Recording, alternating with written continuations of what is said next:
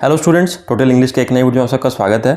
Students, हमने class 10 का first chapter history का स्टार्ट कर दिया था, that is rise of nationalism in Europe. इस चैप्टर में लास्ट क्लास में मैंने पढ़ाया था आपको कि किस तरह से नेपोलियनिक कोड को, जिसको सिविल कोड भी कहा जाता है, 1804 में लागू किया गया।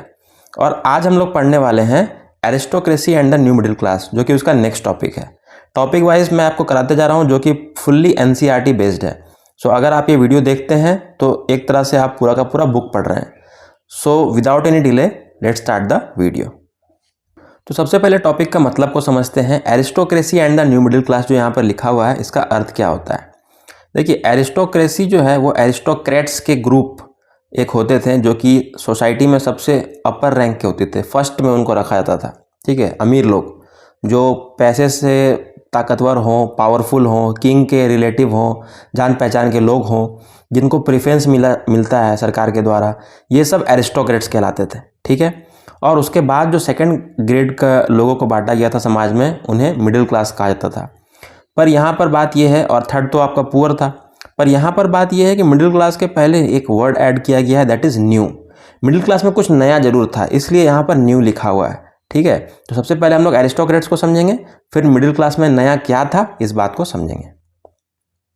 तो एरिस्टोक्रेट्स, जिसको कि आप दूसरे तरीके से aristocrats, elite class, rich people ये कह सकते हैं, ये कौन कौन लोग थे। तो group of people united as a class despite the regional differences.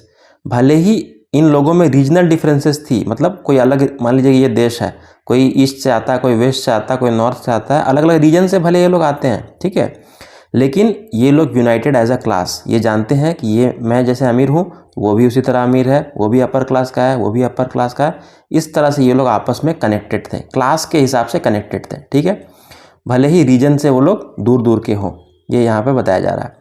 They owned estates in the countryside and also town houses. ये लोग स्टेट्स खरीदते थे। स्टेट्स मतलब प्रॉपर्टी, जैसे कि ज़मीन जायदाद, घर बंगला, ये सब प्रॉपर्टी इनके पास ढेर सारा होता था। कहाँ कहाँ पर? इन the country side. Country side मतलब विलेज एरिया में, एंड टाउन हाउसेस मतलब शहर में जो घरें होती थी उनको ये खरीद लेते थे, क्योंकि इनके पास ढेर सारा पैसा था, जाहिर सी बात है। और उनकी लैंग्वेज क्या थी?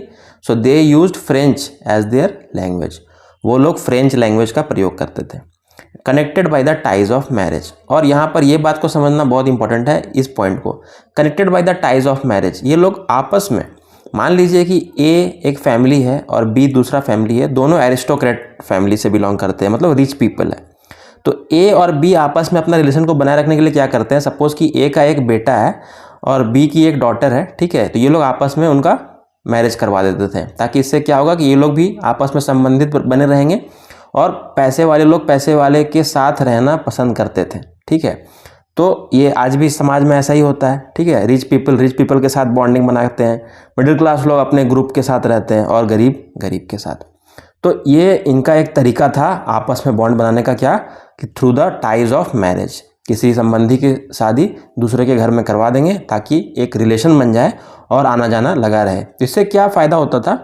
फ़ायदा ये होता था जैसे कि मान लीजिए कि इसके पास कोई पावर हो, जो किंग का मान लीजिए कि ये मिनिस्टर हो, या फिर कोई सिपाही का हेड हो, तो कुछ भी हो सकता है। तो इसके पास जो पावर्स हैं, अब उसका यूज़ ये भी कर सकता है, क्योंकि अब वो उसके फैमिली से रिलेट करता है ना।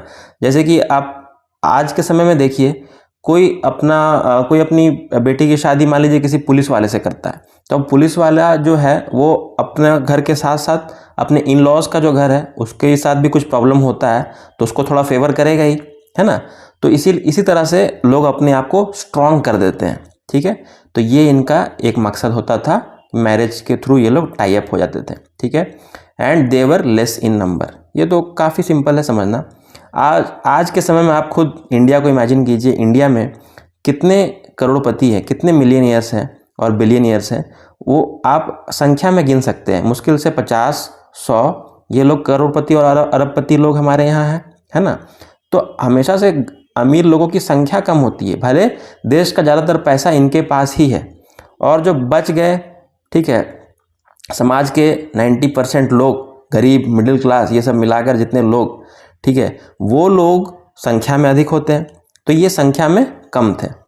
ठीक है, तो ये हो गया एरिस्टोक्रेट। तो एरिस्टोक्रेट में कुछ नया नहीं था, ऐसा हम लोग पहले भी पढ़ चुके हैं, बट मिडिल क्लास में कुछ नया था। ये हम लोग अभी देखते हैं क्या क्या नया था। The new middle class, emergence of commercial class. Commercial class जो था उसका अब उदय हो रहा था, इमर्जेंस हो रहा था, बढ़ता जा रहा था।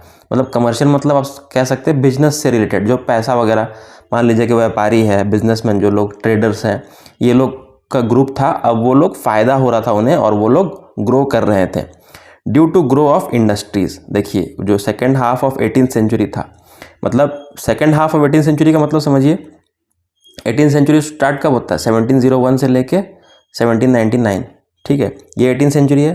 तो सेकेंड हाफ, फर्स्ट हाफ मतलब 1701 से 1750 तक रफली मान सकते हैं, फर्स्ट हाफ हो गया। और बाद का 50 साल मतलब 1750 से 1799 का जो फेज़ था, इसको कहते हैं second half of 18th century. तो इस टाइम पीरियड में, इन 50 सालों में ऐसा क्या हुआ, इनको इस बात को समझिए। तो इन 50 सालों में इंडस्ट्री बहुत हद तक ग्रो हुआ।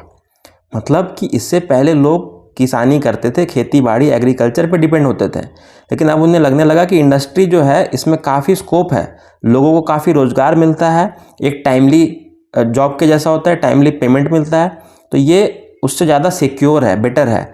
और इंडस्ट्रीज़ पूरे वर्ल्ड में एक्सपैंड हो रहा था, मतलब सब जगह कपड़े का कारखाना हो, चाहे अनाज का हो, चाहे हर चीज़ का अलग अलग कारखाना हो, ये सब अब आने लगा था। अब मशीन का दुनिया आ चुका था, ठीक है। पुराने ज़माने से लोग आगे बढ़ के नए ज़माने की ओर बढ़ रहे थे, ठीक है।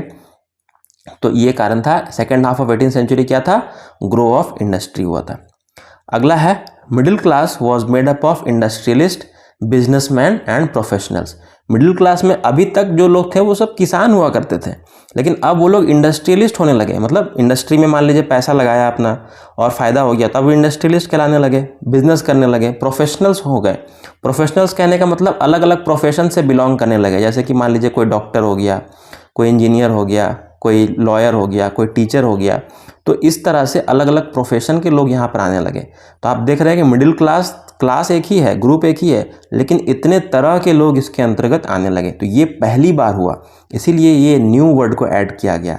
अब उम्मीद है आपको ये बात समझ में आ गई होगी, ठीक है। अब वो लोग पढ़े लिखे थे, दे वर एजुकेटेड एंड लिबरल। देखिए इंसान के पास पैसा आता है, सबसे पहले सोचता है कि पढ़ाई में इस पैसे को लगाया जाए, ताकि आने वाली जो पीढ़ी हो वो पढ़ी लिखी समझदार हो और अपने हक के लिए लड़ सके, ठीक है। और यही इस चैप्टर में भी हम लोग को आगे देखने को मिलेगा कि जो मिडिल क्लास था, इन्होंने किस प्रकार अपनी आवाज़ को उठाया और मिडिल क्लास का रोल कितना इंपॉर्टेंट था समाज में एक चेंज लाने के लिए, ठीक है।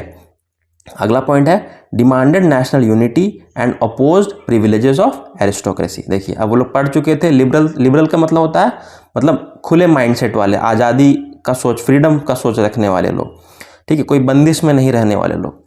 ये इनका डिमांड क्या था, नेशनल यूनिटी होनी चाहिए। मतलब जो देश है, देश में जितने भी कैटेगरी के लोग हैं, 1 2 3 4 मान लीजिए अलग अलग कैटेगरी के लोग हैं, तो सब एक साथ यूनाइट होकर रहें। मान लीजिए ये अलग जात के हो, अलग धर्म के हो, सबको एक साथ यूनाइट होकर रहे, इसको कहते हैं national unity. And oppose the privileges of aristocracy. जो एरिस्टोक्रेट्स होते थे, जिनके बारे में अभी मैंने पढ़ाया, जो अमीर लोग थे, रिच पीपल थे, उन्हें जो प्रिविलेजेस मिले हुए थे, मतलब जो उन्हें फ़ायदा मिलता था कि उनको टैक्स नहीं देना पड़ता था, वो कोई भी ज़मीन खरीद लेते थे सस्ते दामों पे, उनके लिए कानून नहीं था कुछ। तो इतना तरह का प्रेफरेंस इनको क्यों मिल रहा है? ये तो क्या हुआ, अगर एक ही देश में रह के किसी के साथ आप कानून बहुत सख्ती से पेश कीजिएगा और किसी के साथ नहीं कीजिएगा, तो आपस में क्या होगा, भेदभाव उत्पन्न होगा। तो इससे बचना था और उनका सोच क्या था कि भेदभाव नहीं हो, यूनिटी आए। तो यूनिटी के लिए आपको सबको इक्वलिटी के नज़र से देखना होगा। ऐसा नहीं कि किसी को आप प्रिविलेज दीजिए और किसी को आप पनिश कीजिए। तो इसके खिलाफ आवाज़ उठाया था न्यू मिडिल क्लास ने। Majority of middle class was made up of peasantry. और ये लोग जो मैंने अभी दिखाया आपको कि जो इंडस्ट्रियलिस्ट, बिजनेसमैन, प्रोफेशनल्स, ये सब पीजेंट्री कैटेगरी से बिलोंग करते थे। मतलब कि पहले ये सब किसान हुआ करते थे, अब क्या हुआ कि इंडस्ट्री का ज़माना आया, इंडस्ट्रियलाइजेशन होने लगा, तो ये लोग अब बिजनेस करने लगे, इंडस्ट्री लाइन में आ गए, कुछ लोग पढ़ लिख के प्रोफेशनल्स बन गए। तो इन्हीं किसानों का ही ये समूह था, ठीक है, जो मिडिल क्लास, एक नया मिडिल क्लास, एक नया चेहरा समाज में देखने को मिलता है। तो इस टॉपिक में बस इतना ही। आई होप आपको अच्छे से समझ में आ गया होगा। और नेक्स्ट वीडियो में हम लोग क्या देखने वाले हैं, अगला टॉपिक जो है इसका, अगला टॉपिक है लिबरल नेशनलिज्म। ठीक है, तो लिबरल नेशनलिज्म क्या था, तो ये कुछ नहीं, ये जो न्यू मिडिल क्लास था इनके द्वारा रखा गया डिमांड्स था। ठीक है, इसी तरह मैं हर दिन एक नया वीडियो लाने की कोशिश करूँगा। डे बाय डे हम लोग इस टॉपिक को कवर करेंगे।